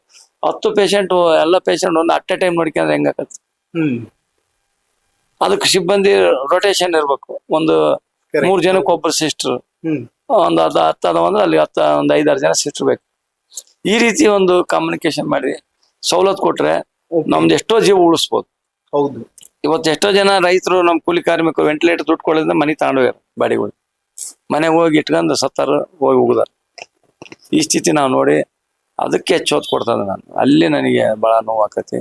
ಅದರಿಂದ ವೆಂಟಿಲೇಟರ್ ಮಾತ್ರ ಬಹಳ ಹೊರೆ ಆಗ್ತಾ ಇತ್ತು. ಒಂದ್ ದಿನಕ್ಕೆ ಮೆಡಿಸಿನ್ ಏನಲ್ಲ, ಮೆಡಿಸಿನ್ ಹೊರಗಡೆ ಕೊಡೋದು ಬರೀಬೇಕು ಖಾಸಗಿಯರು. ಕರೆಕ್ಟ್. ವೆಂಟಿಲೇಟರ್ ಚಾರ್ಜ್ ಕಟ್ ಅಂತಾರ. ನೀನು ಒಳ ತಗೊಂಡ್ ಹೋಗ್ತಿದ್ದಂಗ ಫಸ್ಟ್ ದುಡ್ಡು ಕಟ್ಟಿಗೆ ಬಂದ್ಮೇಲೆ ಅವ್ರದ್ದು ಟ್ರೀಟ್ಮೆಂಟ್ ಸ್ಟಾರ್ಟ್ ಆಗೋದು. ಹೌದು. ಫಸ್ಟ್ ಒಂದು ಪ್ರಥಮ ಚಿಕಿತ್ಸೆ ನೋಡ್ತಾರ, ಬರೀತಾರ. ಇದು MRI ಮಾಡ್ಬೇಕಂತ ತಕ್ಷಣ ಕಟ್ಟಿಗೆ ಬಂದು ಚೀಟಿ ಕೊಡ್ತಾರ. ಅಯ್ಯವು ತಾನು ಕಿವಿಯಾಗಿರೋ ಬೆಂಡಲ್ಲಿ ಮೂಗು ಬಟ್ಟು ಒತ್ತಿಟ್ಟು ಬಂದು MRI ಸ್ಕ್ಯಾನ್ ಮಾಡಿಸ್ಕೊಂಡ್ರೆ ಸಂದರ್ಶನ ಅದಾವು. ನಾವು ಎಷ್ಟೋ ಸರಿ ನಾವು ದುಡ್ಡು ಕೊಟ್ಟು ಮಾಡಿಸಿರೋದು. ಈ ರೀತಿ ಆಗಿರ್ತಕ್ಕಂಥ ಕಷ್ಟಗಳು ನೋಡ್ರಿಂದ ನಮಗೆ ಹೆಚ್ಚು ಆರೋಗ್ಯದ ಕಡೆ ಗಮನ ಕೊಡ್ಬೇಕು. ನಮ್ಮ ರೈತರು ದುಡಿತಾರ, ಆದ್ರೆ ಆರೋಗ್ಯ ಕಡೆ ಗಮನ ಇರಲ್ಲ. ಅವ್ರಿಗೇನೋ ಒಂದು ದುರ್ಘಟನೆ ಆದಾಗ ಅವ್ರ ಶಾಲೆ ಹಾಸ್ಪಿಟ್ಲ್ ಬಂದ್ರೆ ಇಲ್ಲಿ ನೋಡ್ರೆ ಸವಲತ್ತುಗಳು ಇರಲ್ಲ. ಇದಕ್ಕೆ ಹೆಚ್ಚು ಒತ್ತು ಕೊಡ್ಬೇಕಂತ ನಾನು ಸರ್ಕಾರ ಗಮನ ಸೆಳೆದೇನೆ. ಅದನ್ನ ಈಗಾಗಲೇ ಒಂದು ಹಂತಕ್ಕೆ ಬಂದಿದೆ. ನಮ್ಮ ದಿನೇಶ್ ಗುಂಡೂರಾವ್ ಸಾಹೇಬ್ರನ್ನ ಅಹವಾಲುಗಳನ್ನ ಕೇಳಿದ್ಮೇಲೆ ಅವ್ರು ಅದಕ್ಕೆಲ್ಲ ಅಂತ ಕೊಟ್ಟರೆ MRI ಸ್ಕ್ಯಾನಿಂಗ್ ಸದ್ಯದಲ್ಲಿ ಹಾಕ್ತಾರ. ವೆಂಟಿಲೇಟರ್ದು ಸಹ ಈಗಾಗಲೇ ನಾವು ಹೊಸ ಬಿಲ್ಡಿಂಗ್ ಆದ ತಕ್ಷಣನೇ ಅಲ್ಲಿ ಶಿಫ್ಟ್ ಮಾಡಿಸ್ತಕ್ಕಂಥ ವ್ಯವಸ್ಥೆ ಮಾಡ್ತಾ ಇದ್ದೀವಿ. ಈ ರೀತಿ ಆಗಿರ್ತಕ್ಕಂಥದ್ದು ಇಲ್ಲಿ ನಮಗೆ ಮೆಡಿಸಿನ್ ಡಾಕ್ಟ್ರು ಯಾವ್ದೋ ಗುಳಿಗೆ, ಕೆಮ್ಮು, ನೆಗಡಿಗೆ ಡಾಕ್ಟರ್ ಇರೋದು ಮುಖ್ಯ ಅಲ್ಲ ನಮಗೆ. ಆ CG ಗೌರ್ಮೆಂಟ್ ಹಾಸ್ಪಿಟಲ್ ಅಲ್ಲಿ MRI ಸ್ಕ್ಯಾನು, CT ಸ್ಕ್ಯಾನು, ಮತ್ತೆ ನಮಗೆ ವೆಂಟಿಲೇಟರ್, ಇವು 3 ಇದ್ದು ಬಿಟ್ರೆ ಎಷ್ಟೋ ನಮ್ಮ ರೈತರ ಜೀವ ಉಳಿಸ್ಬೋದು. ಅವ್ರು ಆರ್ಥಿಕ ಹೊರೆ ಕಡಿಮೆ ಮಾಡ್ಬೋದು. ಆಕ್ಸಿಡೆಂಟ್ ಆಗಿ ಬಂದ ತಕ್ಷಣ ಅವ್ರಿಗೆ ಸರಿಯಾದ ದುಡ್ಡು ಇರಲ್ಲ. ಹಿಂಗಾಗಿ ಆ ದೃಷ್ಟಿಯಿಂದ ನಾನು ಹೆಚ್ಚು ಹೊತ್ತು ನಮ್ಮ ರೈತರ ಆರೋಗ್ಯದ ಕಡೆ ಗಮನ ಕೊಡ್ತಾನೆ. ಮತ್ತೆ ಬೇರೆ ಬೇರೆ ಅವ್ರಿಗೇನ ಕಾಯಿಲೆ ಇದ್ದು, ಗಂಭೀರದ ಕಾಯಿಲೆ ಇದ್ರೆ ಅದಕ್ಕೂ ಸಹ ಉಚಿತವಾಗಿ ಟ್ರೀಟ್ಮೆಂಟ್ ಮಾಡಿಸ್ತಕ್ಕಂಥ ಕೆಲಸ ಮಾಡ್ತಾನೆ. ಈ ರೀತಿ ಮಾಡೋದ್ರಿಂದ ನನ್ನನ್ನ ಸ್ವಲ್ಪ ಜನರು ಯಾವ್ದಕ್ಕೆ ರಾತ್ರಿ 1 ಗಂಟೆ ಮಾಡ್ತಾರೆ ಫೋನ್ ಮಾಡಿ, ಬಾರಣ ಅಂದ್ರೆ ನಾವು ಹೋಗಿ ಅಟೆಂಡ್ ಮಾಡಿ ರೆಸ್ಪಾಂಡ್ ಮಾಡ್ಬೇಕು. ಹೌದು, ನಾವು ಹಂಗ ಸುಮ್ಮನೆ ಅದನ್ನ ಬೂಟಾಟಿಕೆ ಮಾಡಲ್ಲ. ಅದನ್ನ ಹೋಗಿ ಸ್ಪಂದಿಸಿ ಬರ್ತೇವೆ. ಇನ್ನು ಮೊನ್ನೆ ನಮ್ ಬಸ್ ಬಿದ್ದಿತ್ತು. ನಾನು ಏನೋ ಅಪ್ಪಿ ಬೆಂಗಳೂರಾಗಿದ್ದೆ. ನಾವು ನಮ್ಮ ಹುಡುಗರಿಗೆಲ್ಲ ಹೇಳಿ ಅಲ್ಲೆಲ್ಲ ಸರಿಯಾದ ಮ್ಯಾನೇಜ್ ಮಾಡಿದ್ದೆ. ಮತ್ತೆ ನಿನ್ನೆಲ್ಲ ಹೋಗಿ ನಾವು ಶಾಂತನಗೌಡ್ರು ಹೋಗಿ ಭೇಟಿ ಮಾಡಿ ಅವ್ರಿಗೆಲ್ಲ ಫಲಾನು ಏನ ಆಕ್ಸಿಡೆಂಟಲ್ ಆಗಿರ್ತಕ್ಕಂಥ ರೋಗಿಗಳಿಗೆಲ್ಲರಿಗೆ ಚಿಕಿತ್ಸೆ ಕೊಡಿಸೋದಿರ್ಬೋದು, ಆರ್ಥಿಕ ನೆರವು ಮಾಡಿಸೋದು, ಮತ್ತೆ ಆಪರೇಷನ್ ಏನ್ ಬೇಕಂತ ಡೇಟ್ ಫಿಕ್ಸ್ ಮಾಡಿ ಅವ್ರಿಗೆಲ್ಲ ಸೋಮವಾರ ಎಲ್ಲರಿಗೆ ಆಪರೇಷನ್ ಮಾಡೋಂತ ವ್ಯವಸ್ಥೆ ಮಾಡಿದ್ದೀನಿ. ನಾನು ಸೋಮವಾರ ಹೋಗಿ ಅವ್ರಿಗೆಲ್ಲ ಆಪರೇಷನ್ ಮಾಡಿಸಿ ಅವ್ರನ್ನ ಆರೋಗ್ಯವನ್ನ ಕಾಪಾಡೋ ಕಡೆಗೆ ನಾವು ಗಮನ ಹರಿಸ್ತೇವೆ. ಈ ರೀತಿ ಆಗಿರ್ತಕ್ಕಂಥದ್ದನ್ನ ನಾವು ಹೆಚ್ಚು ಹಾಸ್ಪಿಟ್ಲ್ ಕಡೆಗೆ ಎಲ್ಲೋ ಒಂದೊಂದ್ ಕಡೆ ನಾವು ಊರಾಗಿಲ್ಲ ಅಂತ ಸಂದರ್ಭದಲ್ಲಿ ಸ್ವಲ್ಪ ನ್ಯೂನತೆ ಹಾಕವು. ಅದು ಬಿಟ್ರೆ ನಾವು ಲೋಕಲ್ ಆಗಿದ್ದ ಮಾತ್ರ ನಾವ್ ಯಾವ ಕಾರಣಕ್ಕೂ ಆರೋಗ್ಯಕ್ಕೆ ಹೆಚ್ಚು ಒತ್ತು ಕೊಡ್ತೇನೆ. ಸರ್, ಈಗ ನೀವು ಹೇಳ್ತಾ ಇದ್ರಿ ಈ MRI ಸ್ಕ್ಯಾನ್ ಆಗಿರಬಹುದು ಅಥವಾ ವೆಂಟಿಲೇಟರ್ಗಳ ಸಮಸ್ಯೆ ತುಂಬಾ ದೊಡ್ಡ ಪ್ರಮಾಣದಲ್ಲಿದೆ ಅಂತ. ಬಹಳಷ್ಟು ಜನ ತಮ್ಮ ಕ್ಷೇತ್ರದಲ್ಲಿರುವಂತಹ ಸಮಸ್ಯೆಗಳ ಬಗ್ಗೆ ಮಾತಾಡೋದಕ್ಕೆ ಹಿಂಜರಿತಾರೆ. ಎಲ್ಲಿ ತಮಗೆ ನೆಕ್ಸ್ಟ್ ಟಿಕೆಟ್ ಕೊಡೋದಿಲ್ವೋ, ಅಥವಾ ಎಲ್ಲಿ ಸರ್ಕಾರದ ಮಟ್ಟದಲ್ಲಿ ಸಮಸ್ಯೆ ಆಗುತ್ತೋ, ಅಥವಾ ಎಲ್ಲಿ ಸರ್ಕಾರಕ್ಕೆ ಡ್ಯಾಮೇಜ್ ಆಗುತ್ತೋ ಅನ್ನುವಂತಹ ಕಾರಣಕ್ಕೆ ಜನರಿಗೆ ಆಕ್ಚುಯಲ್ ಸಮಸ್ಯೆ ಇದ್ರೂ ಅದನ್ನ ಕನ್ವೆ ಮಾಡುವಂತಹ ಪ್ರಯತ್ನ ಮಾಡೋದಿಲ್ಲ. ನೀವಾಗ್ಲಿ ಅಥವಾ ರಾಜು ಕಾಗೆ ಅವರಾಗ್ಲಿ ಕಾಗವಾಡ ಕ್ಷೇತ್ರದ ಶಾಸಕರು ಯಾಕೆ ಅಷ್ಟೊಂದು ಧೈರ್ಯ ಮಾಡ್ತೀರಿ, ಏನಾಗುತ್ತೋ ನೋಡೇ ಬಿಡೋಣ ಆ ಕಡೆ ಅಂತ? ಯಾವ್ದಕ್ಕೆ? ಜನರ ಸಮಸ್ಯೆನ ಪ್ರಸ್ತಾಪ ಅಲ್ಲ, ಜನರ ಸಮಸ್ಯೆ ಪ್ರಸ್ತಾಪ ಮಾಡಿದ್ರೆ ಈಗ ನಮಗೆ ಗೊತ್ತಿಲ್ಲ ಸಮಸ್ಯೆ, ನಮ್ಮ ರೈತರು ಬಂದು ನಾವ್ ಹೇಳಿದಾಗ ಅದು ಬದಲಾವಣೆ ಮಾಡ್ಕೊಂತಾನೆ. ಓಕೆ, ನನಗೆ ಎಲ್ಲವೂ ಗೊತ್ತಿರಲ್ಲ, ಕರೆಕ್ಟ್. ನಮ್ಮ ಅನುಭವಿ ರೈತರು ಇರ್ತಾರ, ಅವ್ರು ಬಂದ್ ಏನೋ ಇಲ್ಲಣ್ಣ ಹಿಂಗೈತಿ ಹಿಂಗ್ ಇದು ಮಾಡಿದ್ರೆ ಒಳ್ಳೇದಂದ್ರೆ ನಾವು ಅದು ಬದಲಾವಣೆ ಮಾಡ್ಕೊಂತವಲ್ಲ. ಹಂಗ ರಾಜಕಾರಣ ಅಧಿಕಾರದಲ್ಲಿ ಇರ್ತಕ್ಕಂಥ ಕೆಲವು ವಿಚಾರ ಗೊತ್ತಿರಲ್ಲ ಕೆಲವ್ರಿಗೆ. ಹೌದು, ನಾವ್ ಅದನ್ನ ಬೆಳಕು ಚೆಲ್ಲಿದಾಗ ಅವ್ರಿಗೆ ಇದನ್ನ ಮಾಡ್ಬೇಕು ಅನ್ನೋದು ಬರ್ತೈತಿ. ಕರೆಕ್ಟ್. ಈಗ ಯಾರ ಅಧಿಕಾರಿ IAS ಅಧಿಕಾರಿ ಹೇಳಿದ ತಕ್ಷಣ ನಾವು ಕೂತ್ಕೊಂಡು ಸೈನ್ ಹಾಕೋದು ಅಷ್ಟೊಂದು ಅದಕ್ಕೆ ಇದು ಬರಲ್ಲ. ನಾವು ಪ್ರಾಕ್ಟಿಕಲ್ ಆಗಿ ಅನುಭವಿಸಿರ್ಬೇಕು, ಕರೆಕ್ಟ್. ಆಗ ಅದಕ್ಕೆ ಒಂದು ಇದು ಸಿಗತೈತೆ. ಅಲ್ಲಿ ಏನ್ ಮೂಲಭೂತ ಸೌಕರ್ಯ ಮಾಡಿದ್ರೆ ಒಳ್ಳೇದಾಕತಿ ಅಂತ ಪ್ರಾಕ್ಟಿಕಲ್ ಅನುಭವ ಐತಲ್ಲ, ಅದು ಬಹಳ ದೊಡ್ಡ ಅನುಭವ. ಅದನ್ನ ಅನುಭವಿಸಿದ್ವಿ ಒಂದು ಅಧಿಕಾರದಾಗಿದ್ರೆ ನಾವು ಅದನ್ನ ಮಾಡ್ಲಿಕ್ಕೆ ಅನುಕೂಲ ಆಗತ್ತೆ. ಏನಾದ್ರು ಜನರಿಗೆ ಏನ್ ಸರ್ವಿಸ್ ಮಾಡ್ಬೋದು ಅನ್ನೋದು ನನ್ನ ವ್ಯಾಪ್ತಿ ಅಧಿಕಾರದಲ್ಲಿ ಏನು ಇವ್ರಿಗೆ ಒಳ್ಳೇದ್ ಮಾಡಿದ್ರೆ ಒಳ್ಳೇದಾಗುತ್ತೆ ಅಂತಕ್ಕಂಥದ್ದು ಪರಿಕಲ್ಪನೆ ಬರ್ತೈತೆ ಅವ್ರು. ಓಕೆ ಸರ್, ಈ ಫ್ಯಾಮಿಲಿ ಟೈಮಿಂಗ್ ಎಲ್ಲ ಹೇಗ್ ಮ್ಯಾನೇಜ್ ಮಾಡ್ತೀರಿ?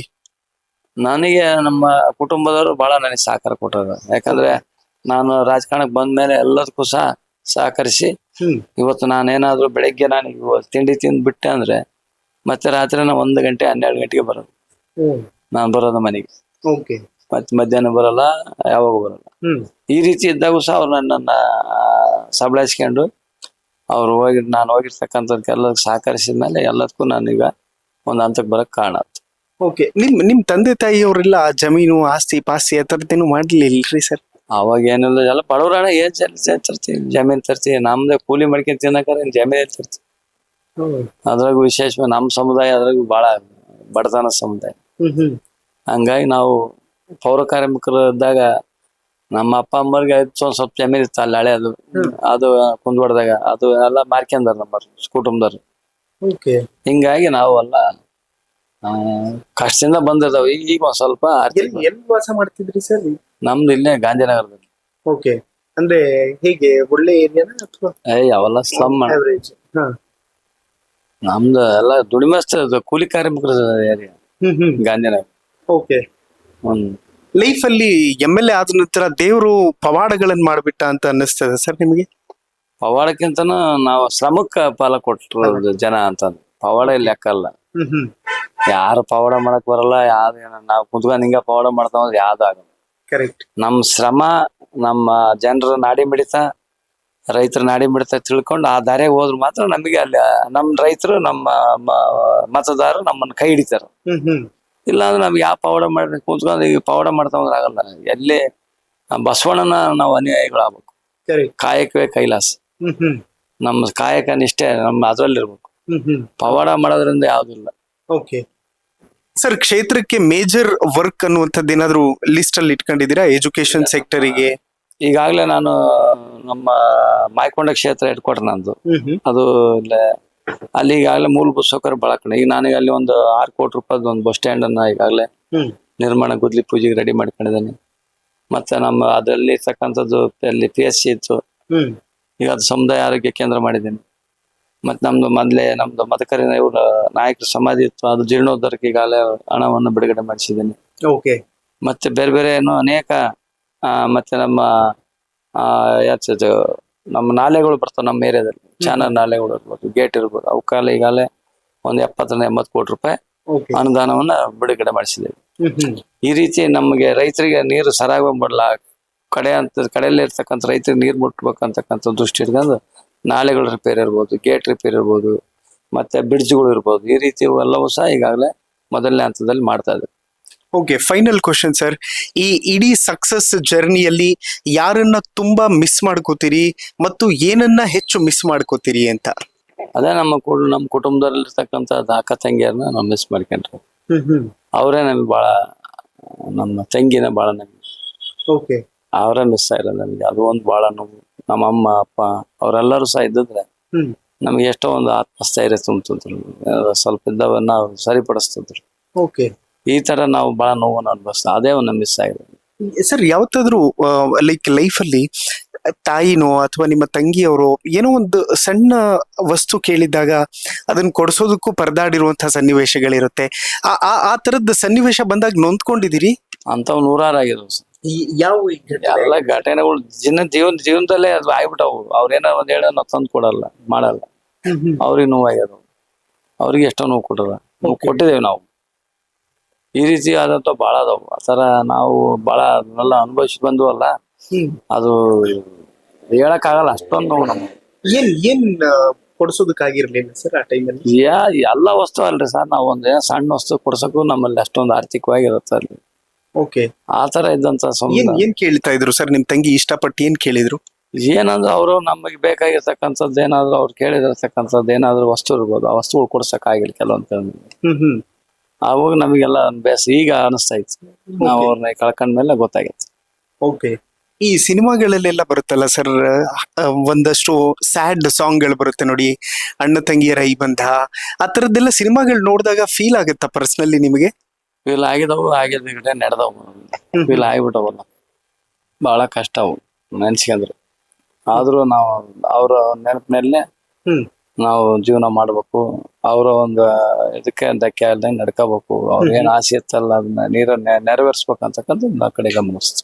ಓಕೆ. ಜನ ಏನೋ ನಿಮ್ಮ ಹತ್ರ ಸಮಸ್ಯೆಗಳನ್ನ ಹೇಳ್ಕೊಂಡ್ ಬರ್ತಾರೆ, ನೀವು ಸರಿ ಮಾಡ್ತೀರಿ ಅನ್ನುವಂತ ನಿರೀಕ್ಷೆಗಳಿರುತ್ತೆ. ನಿಮಗೆ ಸಮಸ್ಯೆ ಆದಾಗ ಅಥವಾ ನಿಮಗೆ ನೋವಾದಾಗ ನೀವು ಯಾರಿಗೆ ಹೇಳ್ಕತ್ತೀರಿ ಸರ್? ನಮ್ಮ ಕುಟುಂಬದವ್ರ ಜೊತೆಗೆ ನಾವು ಮಾತಾಡ್ಕೊಂಡು ಬಗೆಹರಿಸ್ಕೊಳ್ಬೇಕು. ಓಕೆ. ಮತ್ ನಮ್ಮ ಸ್ನೇಹಿತರ ಹತ್ರ ಕೆಲವ್ರ ಮಾತಾಡ್ಕೊಂತೀವಿ. ಆದಷ್ಟು ನಾವು ಅದ್ರ ಕಡೆಗೆ ಹೆಚ್ಚಿನ ಆ ಸಮಸ್ಯೆಗಳು ಬರ್ದಂಗೆ ನೋಡ್ಕೋಬೇಕು ಮೊದಲು. ಕರೆಕ್ಟ್. ಆ ಕಡೆಗೆ ನಾವು ಗಮನ ಹರಿಸ್ಬೇಕು. ಆಗಿಂದಾಗಿ ಅದಕ್ಕೆ ಪರಿಹಾರ ಕಾಣ್ಕೊಂತ ಕಡೆಗೆ ಗಮನ ಹರಿಸಿದ್ರೆ ಸಮಸ್ಯೆಗಳು ಕಡಿಮೆ ಆಗ್ತಾವು. ಓಕೆ. ಆ ಕಡೆಗೆ ನಾನು ಹೆಚ್ಚಿನ ಒತ್ತು ಕೊಡ್ತೇನೆ. ಮತ್ತೆ ನಮ್ಮ ರೈತರು ಸಹ ನಾವು ಅವರು ದಿನನಿತ್ಯ ಜೊತೆಗೆ ಇದ್ಬಿಟ್ರೆ ಸಮಸ್ಯೆಗಳು ಹಾಗೆ ಆಟೋಮೆಟಿಕ್ ಗೊತ್ತಾಗ್ಬಿಡ್ತಾವ.